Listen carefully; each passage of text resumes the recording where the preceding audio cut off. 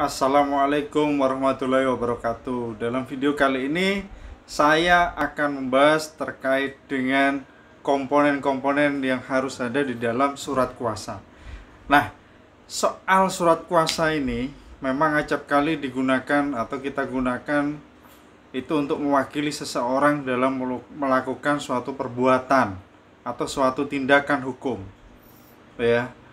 Nah, ini seringkali surat kuasa ini banyak sekali yang tidak jelas gitu, tidak jelas atau kurang tepat peruntukannya, sehingga pihak yang menerima atau menggantikan orang itu tidak diterima oleh orang-orang yang atau pihak yang seharusnya menerima kepengurusan itu. Misalkan kuasa itu dibuat untuk pengurusan akte jual beli umpamanya, untuk pengurusan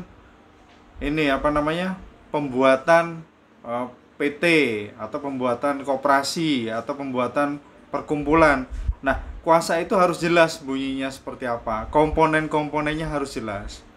Nah, disinilah saya pengen menjelaskan bagaimana komponen-komponen yang ada di dalam surat kuasa. Memang tidak ada ketentuan khusus yang mengatur tentang surat kuasa ini harus seperti apa, tidak ada. Ya. Tetapi alangkah baiknya komponennya jelas, ya. Nah, ini seringkali ketika seseorang membuat surat kuasa banyak yang diabaikan, ya, komponen-komponen surat kuasa ini. Saya teringat beberapa tahun yang lalu waktu saya mengikuti ujian ya dalam perkuliahan saya, baik S1 ya, itu disuruh membuat kuasa ya waktu kuliah hukum acara ya. Dan pada saat saya ikut pendidikan profesi itu disuruh membuat kuasa, saya menghafalkan itu sampai hafal detail sehingga saya bisa ikut ujian profesi advokat ya. Ya. Oke. Intinya surat kuasa itu di awal di atas harus ada judulnya, ya. Ada judul, ada tulisan jelas surat kuasa begitu.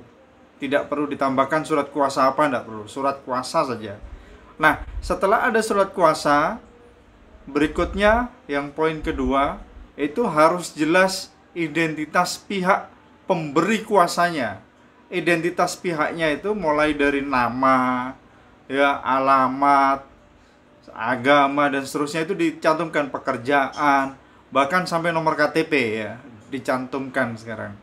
Tapi yang nggak perlu dicantumkan seperti kurikulum vitae, cukup identitas para pihaknya saja, pihak pemberi kuasanya saja, ya, didetailkan itu identitasnya seperti apa, sehingga dia bertindak secara sendiri, secara personanya, ya, atau sebagai representnya, mewakili represent atau bagaimana. Karena gini, pemberi kuasa itu bisa naturlah person, ya, bisa orang pribadi, ya, bisa represent. Kalau represent itu biasanya badan hukum, ya, badan hukum itu biasanya direkturnya yang memberikan.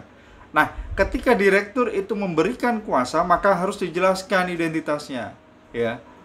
Dalam hal ini bertindak untuk dan atas nama perusahaan A misalkan, ya, yang didirikan berdasarkan akte notaris, ya kan, atau yang didirikan berdasarkan akte notaris nomor sekian sekian sekian, dibuat di hadapan notaris nama siapa, kan begitu notarisnya, ya.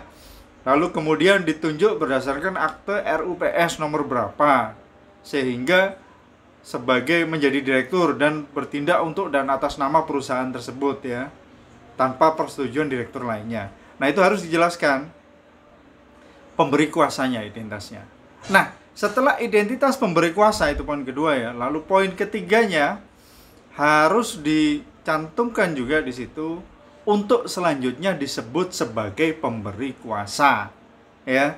Selanjutnya disebut sebagai pemberi kuasa. Lalu setelah itu poin keempatnya, ya, harus jelas menunjuk domisili hukumnya di mana. Karena domisili hukum dengan alamat atau domisili KTP itu bisa berbeda, ya. Apalagi misalkan bagi saya seorang advokat, misalkan saya beralamat tempat tinggal misalkan di satu kota, di Malang umpamanya, tapi saya punya kantor di Surabaya, maka saya menggunakan domisili hukum di Surabaya, umpamanya seperti itu.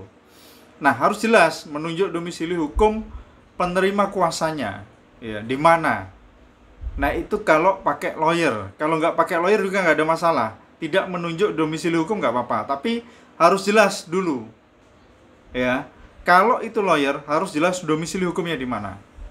Ya, setelah menunjuk domisili hukum, maka harus dijelaskan nama penerima kuasa itu siapa. Setelah nama, identitasnya, ya, disebutkan. Identitas ini ketika itu advokat tidak perlu diperjelas identitasnya, maksudnya tidak perlu didetailkan, nggak ada masalah, ya. Langsung saja, misalkan saya Dani Haryanto, begitu kan, yang berkedudukan di kantor advokat apa, dengan nomor advokat apa, di jalan apa, kota mana, kan begitu cukup. Nah, kalau itu orang pribadi atau kuasa kepada orang perorangan, bukan profesi advokat, ya tinggal merubah saja. Jadi tinggal itu menyebutkan posisinya dia beralamat di mana. Ya langsung saja.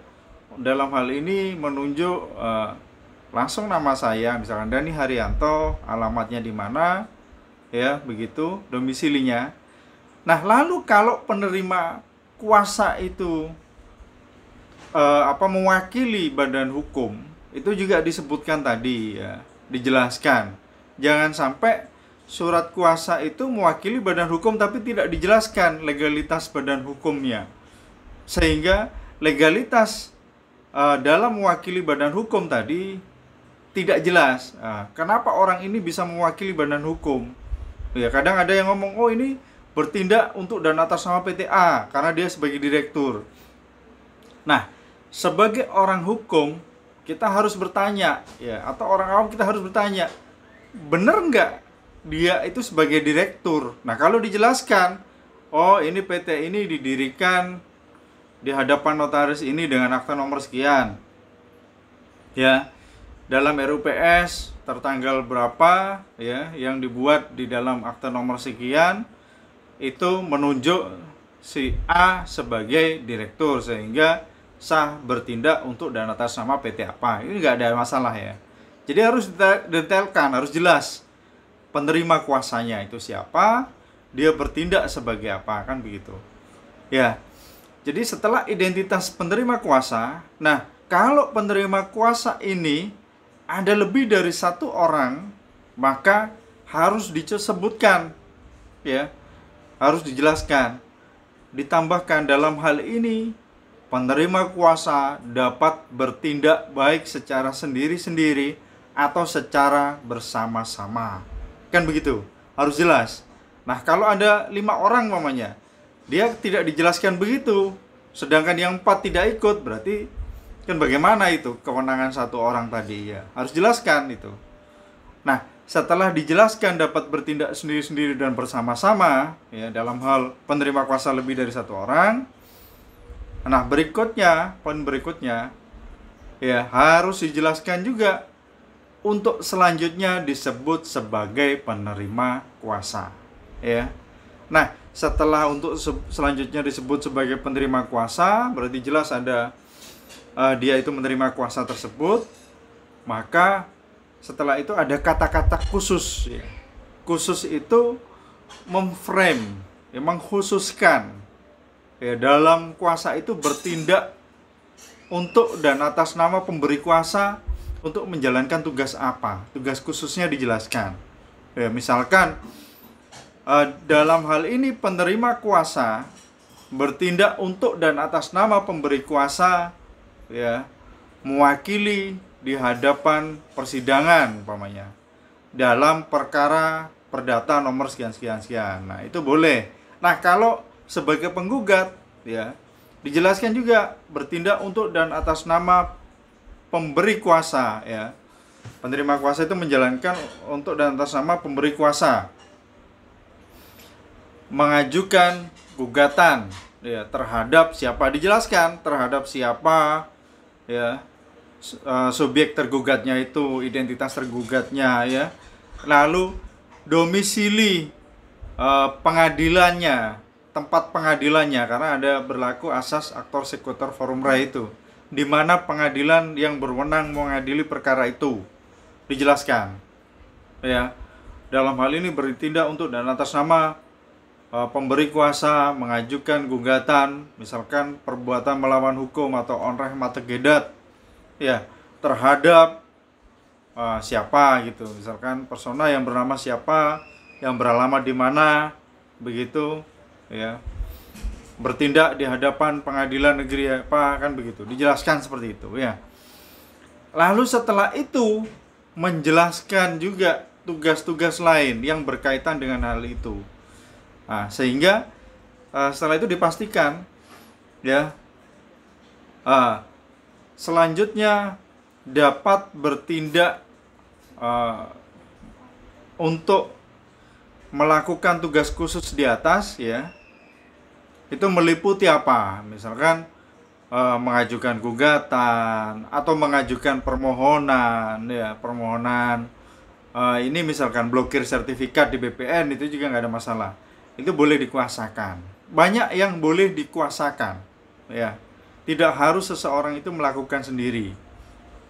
Dalam hal keadaan tertentu, misalkan ada orang sakit yang mau melakukan itu, atau misalkan mau mengajukan permohonan sertifikat, itu kan biasanya dikuasakan kepada pegawai notaris atau kepada notaris, itu juga sama, ya. Jadi dijelaskan, ya, dalam hal ini kuasa diberikan untuk melakukan apa, misalnya mengajukan gugatan, membuat bantahan, sangkalan, ya, replik, ya. Kalau setelah gugatan kan pasti replik, ya, replik, terus apa itu namanya, kesimpulan, pembuktian, ya, dijelaskan semua. Menerima pembayaran, membuat kwitansi, menandatangani berkas, ya, menghadap kepada instansi-instansi tertentu, misalkan dijelaskan, menghadap kepada penyidik Polri umpamanya, ya, dalam hal mewakili klien atau mewakili pemberi kuasa, ya, ketika pemberi kuasa tersebut tersangkut pidana, nggak ada masalah, itu harus dijelaskan detail. Nah, setelah itu jangan lupa juga dijelaskan hak retensi dan hak substitusi. Apa gunanya hak retensi? Hak retensi itu hak untuk menguasai, ya, menguasai. Misalkan kita punya alat bukti yang diberikan oleh pemberi kuasa untuk mengajukan permohonan. Nah, kita menguasai itu, namanya hak retensi, hak untuk menguasai alat bukti tersebut untuk diajukan dalam permohonan, umpamanya. Nah, itu hak retensi fungsinya. Lalu ada hak substitusi. Apa gunanya hak substitusi? Nah, ketika kita atau penerima kuasa itu tidak bisa melakukan tugas tersebut, kita bisa memberikan substitusi kepada orang lain, kan seperti itu. Harus dijelaskan. Lalu setelah hak substitusi dijelaskan juga, ya, kalau ada yang diinikan, yang dimasukkan di situ, misalkan, oh, kuasa ini tidak dapat dicabut secara sepihak oleh pemberi kuasa, kecuali ada persetujuan tertulis dari penerima kuasa, kan begitu, tidak ada masalah, karena surat kuasa itu juga termasuk dalam kategori perjanjian sebenarnya, ya. Nah, setelah itu maka harus dijelaskan juga nama pemberi kuasa, ya, ada nama pemberi kuasa, lalu tanda tangan pemberi kuasa, nama penerima kuasa, tanda tangan penerima kuasa, ya. Nah, dalam hal kuasa diberikan biasanya dilekatkan materai di situ. Nah, materai, apa fungsinya materai? Hanya untuk menunjukkan telah membayar biaya lunas materai, ya, atau syarat lunas pemberian materai untuk berkas, ya. Nah, itu. Nah, materai ini dilekatkan di mana? Dilekatkan di tanda tangan pemberi kuasa. Ya, seperti itu. Nah, kalau ada pertanyaan terkait surat kuasa, silahkan bertanya di kolom komentar. Ada pertanyaan, ada saran, ada kritik, silakan diketikkan atau dituliskan di kolom komentar. Demikian saya akhiri. Terima kasih. Wassalamualaikum warahmatullahi wabarakatuh.